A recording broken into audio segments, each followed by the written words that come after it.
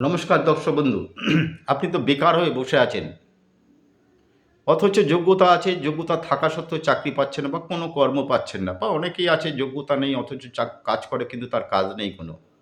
পরীক্ষা করুন, দারুণ রেজাল্ট পাবেন। একটি কবজের কথা বানানোর কথা বলে দিচ্ছি। কিনে একটি তামার মাদুলি নেবেন, কম দামি, 10-12 টাকার মধ্যে হয়ে যাবে। ওই তামার মাদুলির মধ্যে আপনারা কি করবেন না, গুনে গুনে 19টা শুকনো লঙ্কার দানা, শুকনো লঙ্কার বীজ ওর মধ্যে দেবেন। একটু লাল চন্দনের গুঁড়ো ওর মধ্যে দেবেন।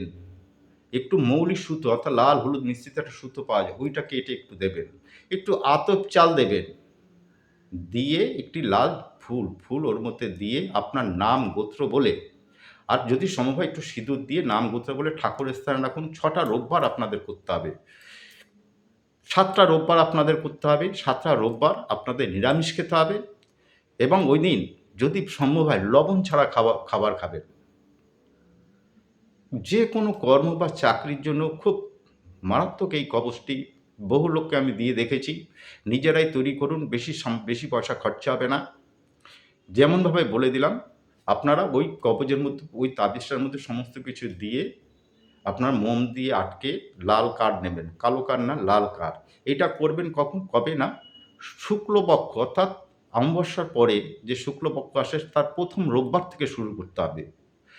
প্রথম রোববার থেকে শুরু করতে হবে। ওইটা করে আপনি আপনার নাম গোত্র বলে আপনি আপনার যে ইষ্ট দেবতা হোক, ঠাকুর হোক, তার পায়ের কাছে রাখবেন, এবং ওং ঘৃণী সূর্যায় নমঃ, ওং ঘৃণী সূর্যায় নমঃ, ওং ঘৃণী সূর্যায় নমঃ, এই মন্ত্র 108 বার বলবেন। রোববার দিন ওইভাবেই থাকলো। সোমবার দিন আপনারা পরের দিন উঠে ওটা তুলে নিয়ে এসে আপনার হাতে, ছেলেরা ডান হাতে, মেয়েরা বাঁ হাতে বেঁধে নিন। আমি কি বলে দিয়েছি আরেকবার বলে দিই। তামার মাদুলির মধ্যে 19টা শুকনো লঙ্কার বীজ বা দানা, শুকনো লঙ্কার 19টা দানা গুনে গুনে, একটু লাল চন্দন, মৌলি সুতো, একটু আতপ চাল ওর মধ্যে দিতে হবে, আর একটু জবা ফুল বা লাল ফুল, জবা ফুল ভালো হবে, জবা ফুল দিয়ে ওর মুখটা আটকে আপনার নাম লাল সুতো দিয়ে পরিয়ে নেবেন বা জড়িয়ে নেবেন, দিয়ে আপনার নাম গোত্র বলে ঠাকুরের স্থানে আপনি রাখুন। আর ওং ঘৃণী সূর্যায় নমঃ 108 বার করে আপনি পাঠ করুন। এই যে ওং ঘৃণী সূর্যায় নমঃ, এটা কিন্তু আপনারা প্রতিদিন পাঠ করতে থাকবেন। শুধু একদিনে শুধু কবচটা তৈরি করে পড়ে নেবেন। আর কি না, 7টা রোববার আপনাদের নিরামিষ খেতে হবে, এবং একটু যদি সম্ভব হয় একটু লবণ ছাড়া খাবার আপনারা খাবেন।